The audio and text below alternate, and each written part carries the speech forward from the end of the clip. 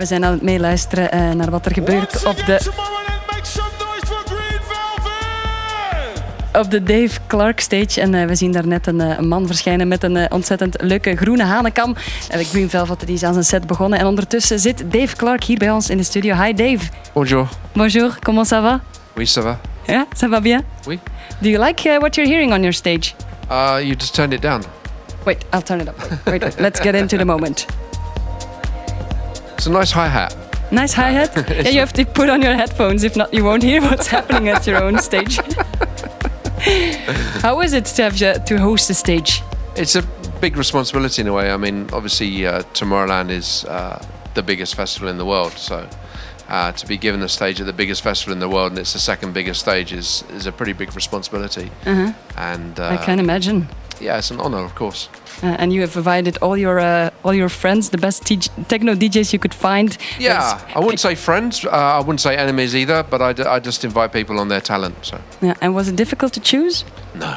No, because you invited Pierre. Chris Liebing is playing afterwards. And Mr. Green Velvet. I mean, look at that man's hair. He's wonderful. Yeah, he's wearing sunglasses like me because we're optimistic. Oh, right, okay. And I thought it was to be cool. No, we're optimistic. Like, I had some very pessimistic people on the bus saying it's going to rain. Ah. You know, but they're from Holland and they're always pessimistic about the weather. But we wear sunglasses because we think that the rain is going to go. I think that's very nice of you. I hope with you that will happen. Before you, at the upper stage, there was the classical music. I missed it. Was Hans Zimmer here as well? No, he wasn't here, but his spirit was here because they played the hymn. He's a nice guy. I did an interview with him last year for ADE.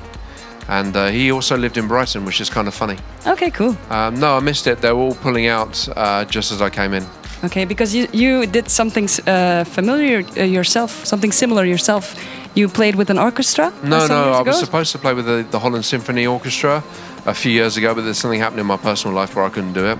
Okay. And then I was going to do Older Gand last year, but they unfortunately only came to me with about 3 months' notice. Okay, so and I too wanted late. to do it really, really properly, and it was during the summer period, and that's a busy period, so I couldn't give it that attention. So. Okay, but there might be a Dave Clarke. I don't know if I would now, actually.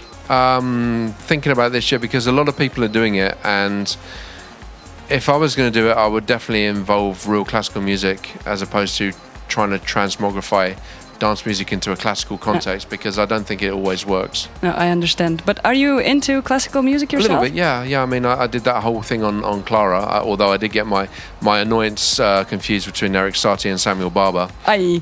Which is kind of funny, but it was an early morning interview, so it's also okay.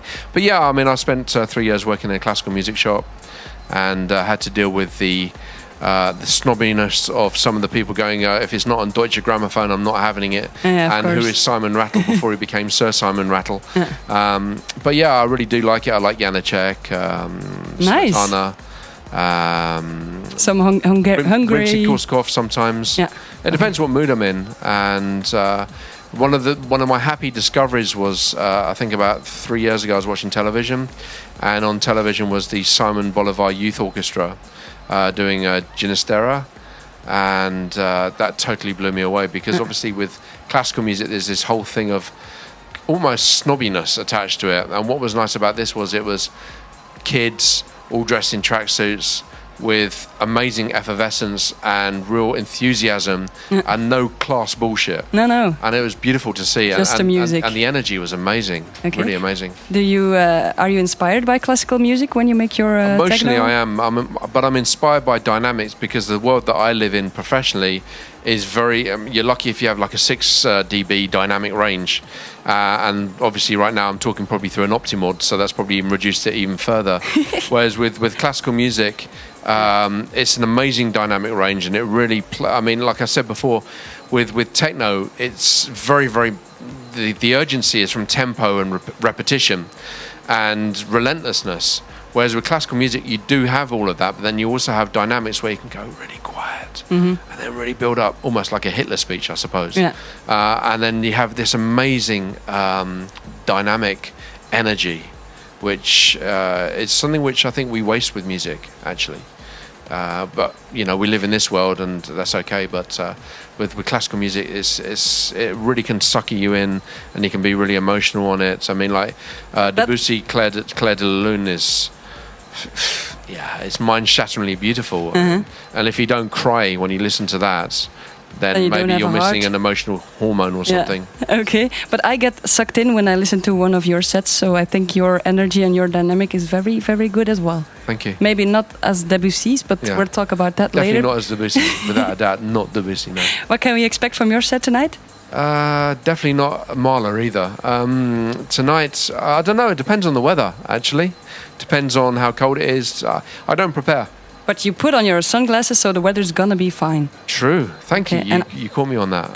And I'm going to see your set tonight. I'm really looking forward. Thanks for stopping by in our studios. And we're gonna listen to what Green Velvet is doing at your stage now. Dankjewel, geen probleem. Oké, tot de volgende.